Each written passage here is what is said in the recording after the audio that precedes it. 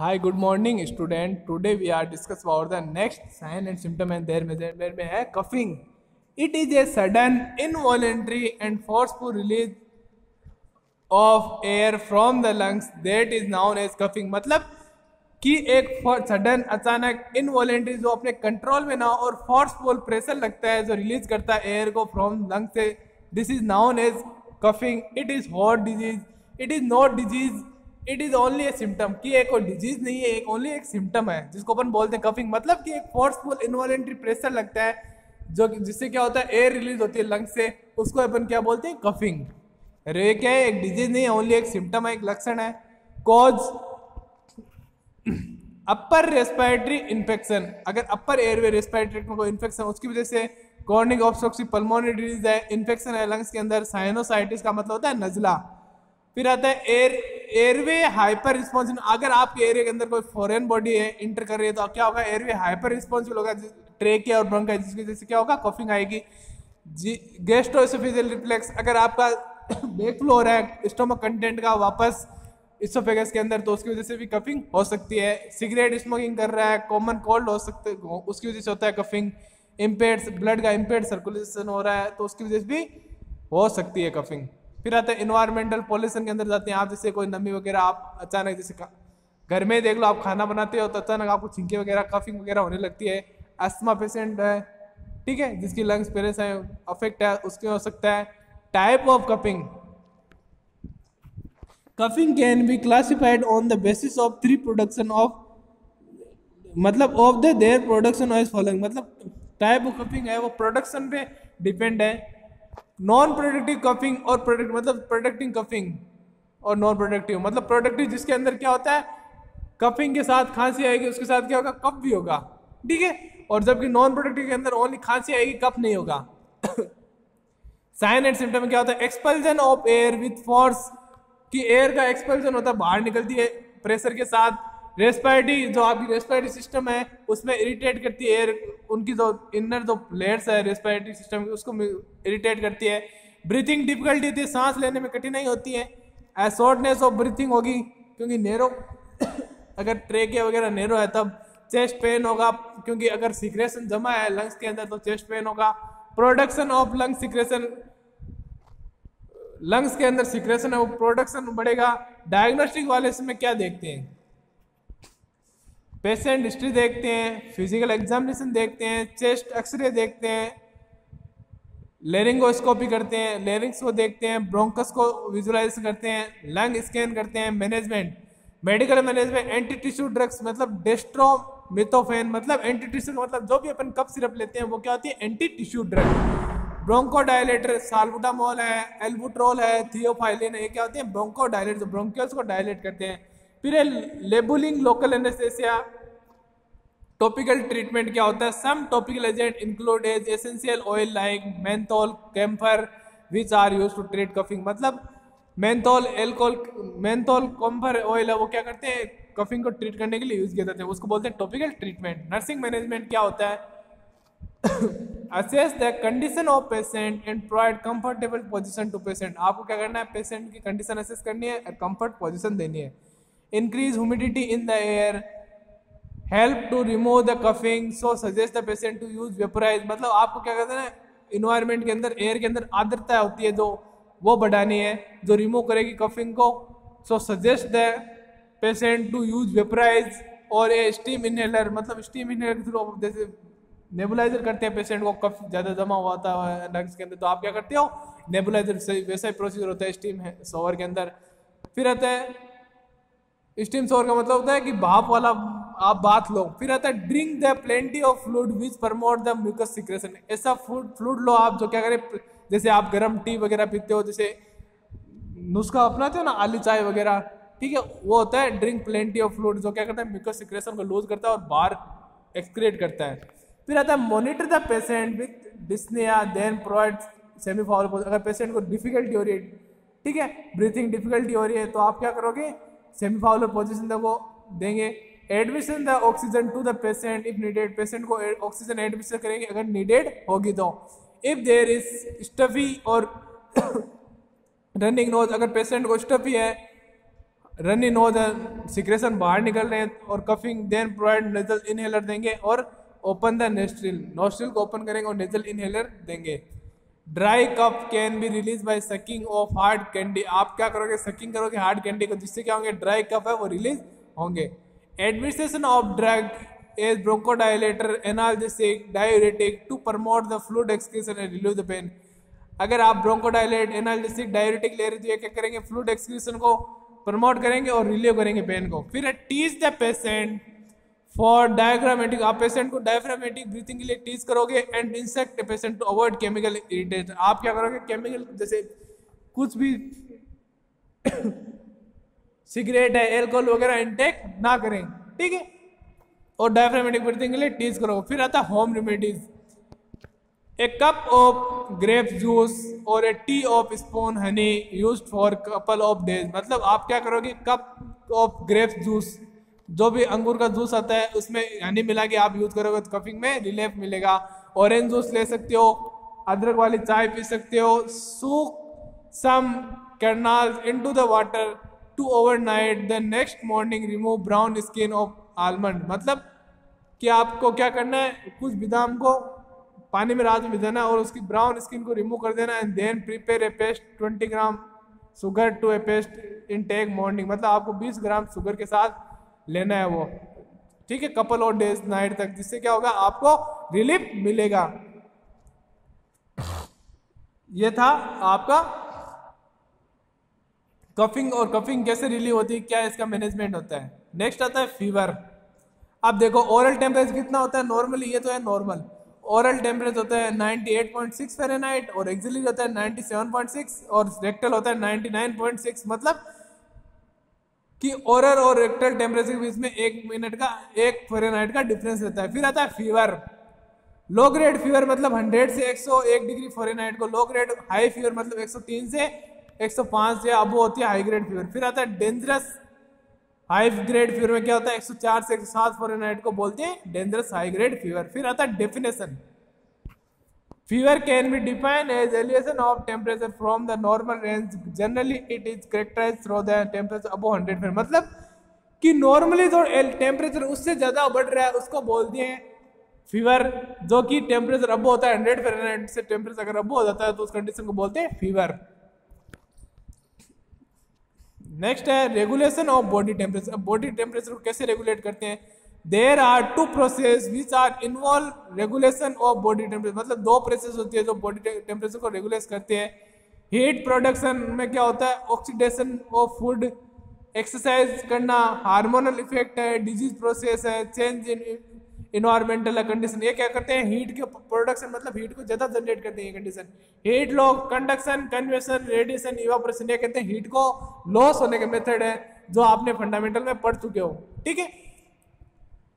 Next आता है cause of fever, पायोजिनस मतलब जो भी बैक्टीरिया, वायरस, प्रोटोजोआ है, ये सारे हो गए। यूरिनरी ट्रैक्ट का कोई इन्फेक्शन है उसकी वजह से फीवर, इन्फ्लामेशन है, रूमेटिक अर्थराइटिस है, मतलब जॉइंट के अंदर फीवर है, पेन है। डिजीज ऑफ लोअर बाउल, अगर लोअर बाउल का मतलब होता है जो लोअर बाउल स्टोमक इंटेस्टाइन होती है उसको बोलते हैं, लार्ज इंटेस्टाइन का जो लोअर पार्ट है उसको बोलते हैं। ब्लड इन्फेक्शन हो गया, मेलिग्नेंसी ट्यूमर है, थायराइड डिसऑर्डर है, सीवियर ट्रॉमा इंजरी है, हीट स्ट्रोक, बैंड मेडिकेशन, ये सारी प्रोसेस क्या है, फीवर को अराइज करती है। नेक्स्ट है साइन एंड सिम्टम, हेडेक होता है, सर दर्द होगा, कंफ्यूजन होगी पेशेंट को, सेंसेशन फील नहीं होगा, इरिटेट होगा, चिड़चिड़ापन आएगा, नोजिया एंड वोमिटिंग होगी, वीकनेस फील करेगा, लिथार्जी होगा, बॉडी टेम्परेचर वो अल्टर्ड होगा नॉर्मल से, स्वेटिंग होगी, पसीना ज़्यादा आएगा, कन्वर्जन होगा, चक्कर वगैरह आएंगे, जो गैस्ट्रोइंटेस्टाइनल ट्रैक्ट है वो अफेक्ट होगा, भूख नहीं लगेगी।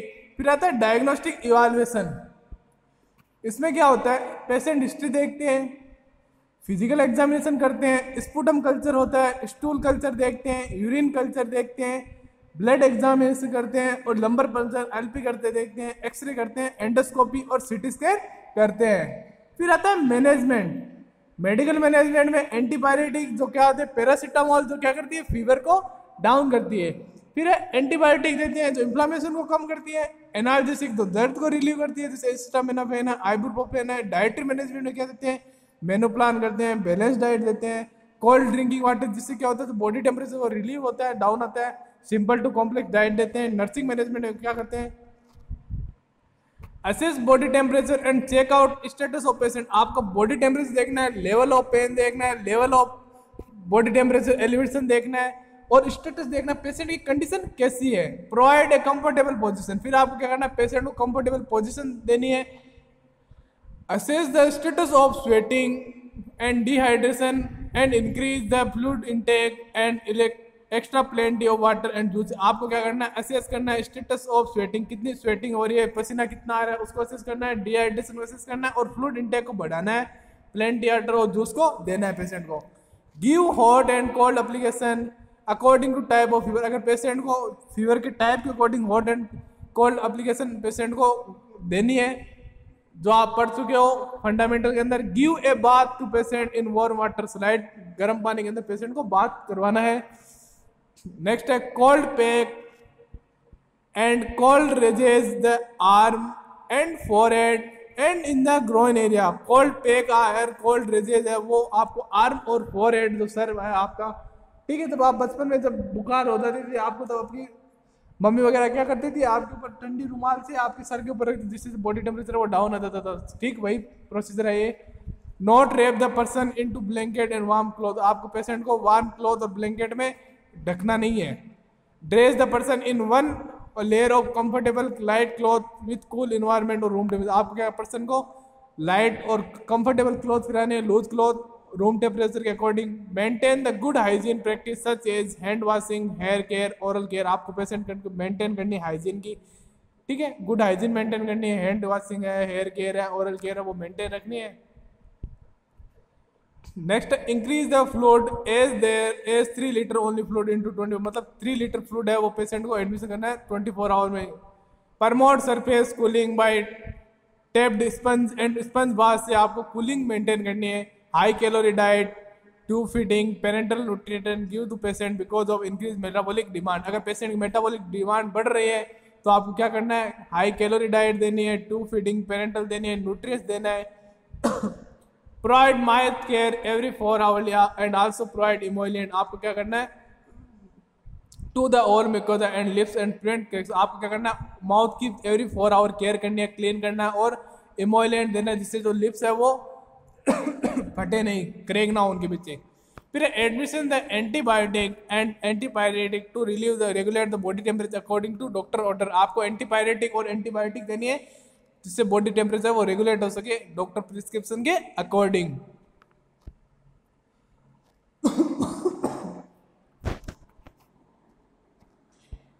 नेक्स्ट है monitor the patient for any other symptom और इन्फेक्शन। मतलब कोई अदर इन्फेक्शन के सिम्टम हो तो मॉनिटर करें और डॉक्टर को इन्फॉर्म करनी चाहिए। Perform the word document procedure and refer the physician. आपको क्या करना, जो भी आपने प्रोसीजर किए हैं उनका डॉक्यूमेंटेशन करना है, रिटर्न करना और रेफर कर देना फिजिशियन के पास कि आपने फीवर को डाउन करने के लिए क्या क्या प्रोसीजर, क्या क्या टेक्निक यूज की है। ठीक है, ये था फीवर, पहले पढ़ा था कफिंग। अब नेक्स्ट आता है अनकॉन्शियसनेस। अब डेफिनेशन देखो, a temporary loss of sensation for a short time, मतलब कि परमानेंट सेंसेशन है, पेशेंट को जो सेंस फील होते हैं, इम्पल्स वगैरह, वो क्या होता है, लॉस हो जाता है, अलर्ट नहीं रहता, अटेंशन किसी चीज को परसीव नहीं कर पाता स्टिमुलस का, उसको ठंडे गर्म लगने का कुछ फील नहीं होता, उसको बोलते हैं लॉस ऑफ सेंसेशन। अनकॉन्शियस का मतलब पेशेंट को सेंसेशन फील नहीं होते for a short time, this is called unconsciousness. Unconsciousness is a condition in which the patient lost their and sensation for a short time, मतलब patient loss, उसकी जो sensation है feel करना किसी चीज को, वो खो देता है कुछ टाइम के लिए, उसको बोलते हैं अनकॉन्शियसनेस। अब कॉजेज क्या होते हैं, हेड इंजरी हो जाता है, स्कल फ्रैक्चर है, एक्सट्रीम बॉडी टेम्परेचर का ज़्यादा बढ़ना, मेटाबॉलिक एंड एंडोक्राइन कॉजेज हो सकते हैं, हाइपोक्सिया है, ऑक्सीजन की कमी है ब्लड में, हाइपरकार्डिया है, ठीक है, सेरिब्रल वेस्कुलर सीवियर हो चुका है, सेरिब्रल वेस्कुलर है वो इंजरी हो चुकी है, एपिलेप्सी है, इन्फेंटाइल कन्वर्जन है, हिस्टीरिया है, हाइपोग्लाइसीमिया मतलब जो ग्लूकोज का लेवल है वो डाउन आ चुका है, बीपी बढ़ रहा है, हाइपोटेंशन डाउन आ रहा है, हाइपोथर्मिया बॉडी टेम्परेचर कम है, हाइपर मतलब ज़्यादा है, ब्लड लॉस हो रहा है तो भी हो सकता है, कन्फ्यूजन, मतलब कॉन्शियसनेस, अनकॉन्शियसनेस, कार्डियक अरेस्ट होगा, अल्कोहल ले रहा है तो अनकॉन्शियस, लॉस ऑफ सेंसेशन हो सकता है। फिर आता है साइन एंड सिम्टम, कंफ्यूजन है, ड्राउजीनेस है, डिसओरिएंटेड मतलब किसी चीज के प्रति अटेंशन नहीं करना, अटेंशन स्पान है वो कम हो जाना, चेन स्ट्रोक, रेस्पिरेशन होगा, कभी स्लो होगा कभी डाउन होगा, ठीक है। अल्टर्ड ओकुलर, जो आपकी ओकुलर मतलब आई मूवमेंट है वो अफेक्ट होंगे, पुपिल है वो डायलेट हो जाएंगे, अल्टर्ड स्पीच होगी, हेडेक होगा, लॉस ऑफ ब्लैडर मूवमेंट, जो आपकी ब्लैडर मूवमेंट वो प्रॉपर नहीं हो पाएंगे क्योंकि जो इम्पल्स जनरेट होते हैं, जो ब्रेन की एक्टिविटी है वही डाउन हो रही है तो आपके जो भी नर्व है, इम्पल्स फंक्शन है वो कम होंगे, रैपिड हार्ट बीट होगी, ठीक है, जिसको अपन बोलेंगे टेकिकार्डिया, कन्वर्जन होगा, रिजिडिटी होगी, एक्सट्रीम है वो हार्ड हो जाएगी, स्टूपर, कोमा की कंडीशन भी अराइज हो सकती है।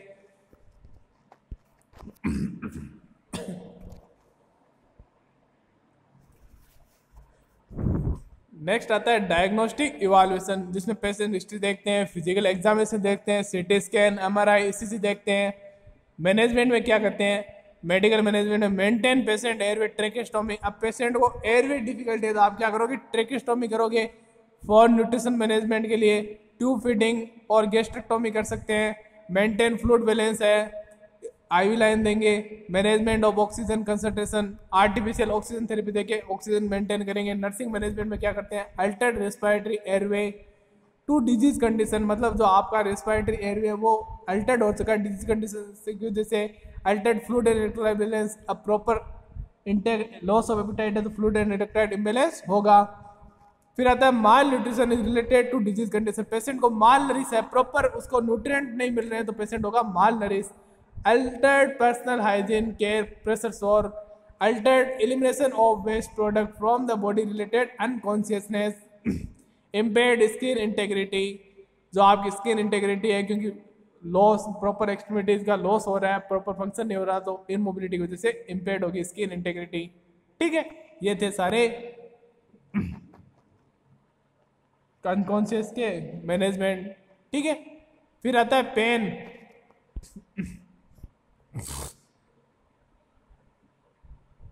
पेन का सीधा सा अपन हिंदी में पढ़ते हैं दर्द होना। Definition, pain is an unpleasant sensory and emotional experience resulting from actual and potential tissue damage, मतलब पेन क्या होता है, एक अनप्लीजेंट जिससे अपन को अच्छा फील नहीं होता, एक सेंसरी है, एंड इमोशनल एक्सपीरियंस होता है अपना, ठीक है, जो रिजल्टिंग होता है एक्चुअल और पोटेंशियल, मतलब एक्चुअल डैमेज होना, जो टिश्यू डैमेज होता है उसकी वजह से जो अनप्लीजेंट सेंसरी एक्सपीरियंस होता है, पेन होता है, उसको बोलते हैं अपन pain. Pain is defined as a state in which an individual experience and report the presence of severe discomfortable and uncomfortable sensation, मतलब pain is defined as a state, मतलब एक स्टेप है जिसमें क्या होता है, इंडिविजुअल एक्सपीरियंस करता है, अनुभव करता है, रिपोर्ट करता है प्रेजेंस, उसको सीवियर डिस्कम्फर्ट हो रहा है और अनकंफर्टेबल सेंसेशन हो रहे हैं, जिसको अपन बोलते हैं pain. Type of pain, acute pain, sudden causes, presence for a short time, मतलब कुछ समय के लिए अचानक पेन होना, उसको बोलते हैं शॉर्ट टाइम पेन या एक्यूट पेन। क्रोनिक पेन मतलब लॉन्ग टाइम के लिए और डिफिकल्ट टू ट्रीट, मतलब ऐसा पेन जो लंबे समय तक होता है और डिफिकल्ट टू ट्रीट, आसानी से ट्रीट नहीं होता, उसको बोलते हैं क्रोनिक पेन। फिर आता है सुपरफिशियल एंड कुटेनियस पेन, मतलब रिजल्टिंग फॉर स्टिमुलेट, जब आपकी स्किन स्टिमुलेट हो रही है किसी एलर्जी की वजह से, उसको बोलते हैं सुपरफिशियल एंड कुटेनियस पेन। फिर आता है neuropathic pain, a pain resulting from abnormal functioning of peripheral nervous system और सीनस सेंट्रल नर्वस सिस्टम। साइकोजेनिक मतलब abnormal फंक्शन होती है, साइको एक्टिविटी होती है पेरिफेरल नर्वस सिस्टम और सेंट्रल, उसकी जैसे पेन होता है उसको बोलते हैं न्यूरोपैथिक, मतलब न्यूरॉन्स की वजह से जो पेन होता है उसको बोलते हैं neuropathic pain. Cytogenic pain, it is pain causes due to altered emotional factor then psychogenic dysfunction, मतलब जो इमोशनल फैक्टर है उसकी वजह से अगर अपन को हेडेक वगैरह होता है उसको बोलते हैं cytogenic pain. Referral pain, referred pain is perceived that is distant from its point origin, मतलब रेफर्ड पेन क्या होता है, परसीव दैट डिस्टेंट फ्रॉम, जिसका पॉइंट का ओरिजिन होता है वहां से अदर जगह होता है, उसको बोलते हैं एमआई है, हार्ट अटैक है, रेफर्ड है, लेफ्ट आर्म शोल्डर नेक का पेन है, ये होती है रेफर्ड पेन।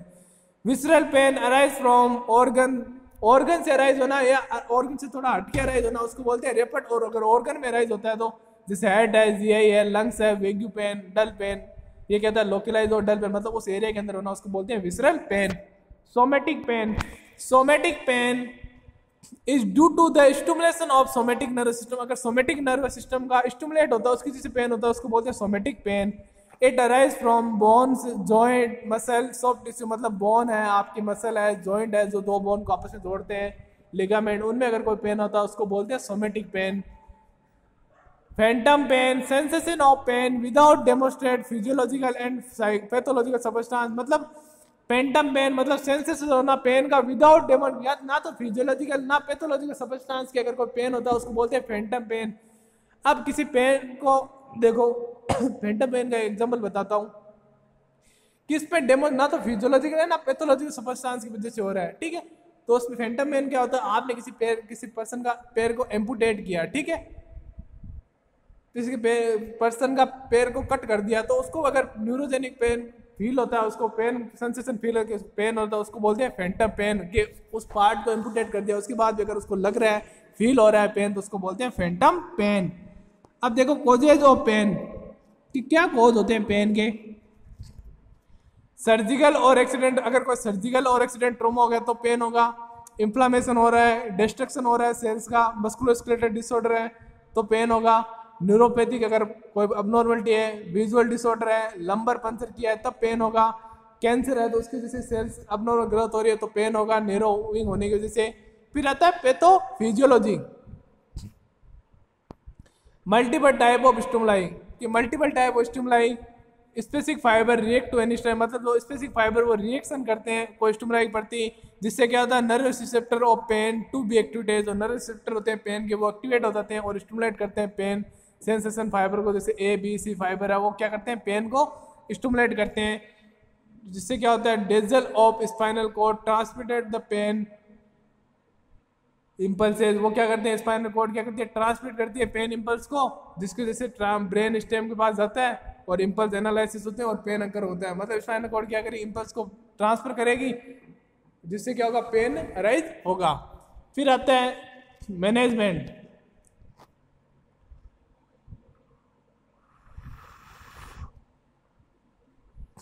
अब मैनेजमेंट में देखते हैं नॉन फार्माकोलॉजिकल मैनेजमेंट, मतलब रिलैक्सेशन, रिलैक्सेशन इन मेंटल और फिजिकल फ्रीडम फ्रॉम टेंशन। और अगर आप टेंशन और स्ट्रेस से फ्री रहोगे तो रिलैक्स हो रहोगे, जिससे क्या होगा फ्रीडम होगा, ठीक है, मेंटल और फिजिकल फ्रीडम। तो क्या करेगी पेन को रिलीव करेगी। नेक्स्ट है डिस्ट्रैक्शन, मतलब distraction teaches client to focus attention on something other than the pain. आपको डिस्ट्रैक्शन का मतलब आप पेन से उसका मूड डाइवर्ट कर दो, जिससे क्या होगा उसको पेन की सेंसेशन फील नहीं होगी। गाइडेड इमेजिंग, मतलब in guided imaging the client create image or picture, sight, sound, taste, feeling in their mind, concentrate on that image, gradually become less aware दे।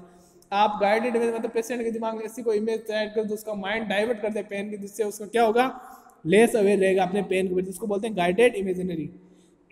फिर आता है puncture. Puncture is a technique that uses the needle of various length prick the specific part of body to provide inside pen.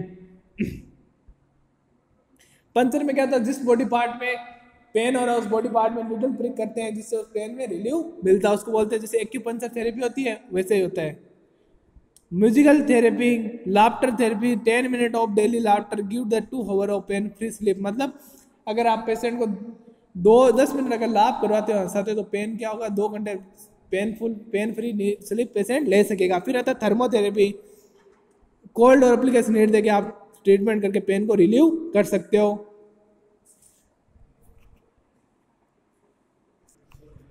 Next है exercise, use of combination, walking करना, stretching करना, योगा, ये भी क्या करते हैं पेन से रिलीव करते हैं। फिर आता है hypnosis means achieving and intense state relaxation और trance receiving suggestion alter the sensation behaviour. Hypnosis क्या होता है पेशेंट की बिहेवियर, सजेशन, फीलिंग और थॉट को चेंज कर देना है, क्या कहलाता है हिप्नोसिस। एरोमा थेरेपी मतलब it is a way to using good smell to help client relax और डिक्रीज पेन। अगर आप पेशेंट को क्या करेंगे एक अच्छी प्लीजेंट स्मेल फील करवाओगे, एक फ्रेगनेंस फील कराओगे, खुशबू फील होगी तो पेशेंट क्या रिलैक्स और डिक्रीज होगा पेन। फिर आता है कैंडल, मसाज ऑयल, बाबल बात, ये क्या आते हैं जितने भी है अरोमा थेरेपी में आते हैं। फिर आता है TENS transcutaneous electric nerve stimulation, it has been used to treat the person with various pain condition include neck, मतलब जो नेक का पेन होता है उससे इंक्लूड करते हैं। फिर आता है फार्माकोलॉजिकल मैनेजमेंट, नॉन ओपिएटिक में क्या होता है, एस्प्रिन होती है, आइबुप्रोफेन होती है, कीटालोक होता है। ओपिएट ड्रग में कोडीन और मॉर्फिन यूज करते हैं। एंटी डिप्रेसेंट में हाइड्रोक्सीक्विन, इमिप्रामिन यूज करते हैं। कोर्टिकोस्टेरॉइड में डेक्सामेथासोन, प्रेडनिसोलिन यूज करते हैं। लोकल एनेस्थेसिया में जाइलोकेन और प्रोकेन देते हैं। फिर आता है सर्जिकल मैनेजमेंट, क्या करते हैं, रिजोटोमी, मतलब interruption of anterior posterior area to close, interruption और एंटीरियर और पोस्टीरियर एरिया है वो क्लोज टू स्पाइनल कॉर्ड, उसमें करते हैं इंटरप्शन, जिससे क्या होता है, पेन से रिलीफ मिलता है। फिर आता है नोरेक्टोमी, मतलब रिमूव कर देते हैं स्पेसिफिक नर्व, जो नर्व का जो पेन का स्टिमुलेट करती है उस नर्व को रिमूव कर देना, न्यूरोक्टोमी। नर्सिंग मैनेजमेंट क्या करते हैं, परफॉर्म एक comprehensive pain assessment, location, duration, characteristic, आपको क्या करना है, पेन को असेस करना, उसकी लोकेशन कैसी है, ड्यूरेशन कहाँ पे, फ्रीक्वेंसी कैसी है, क्वालिटी कितनी है, लेवल कितना है पेन को, वो सारा असेस करेंगे। फिर है eliminated the source of discomfort, जो सोर्स है उसको रिमूव कर देंगे पेन का। Provide rest and sleep of the patient, ये था आपका पेन।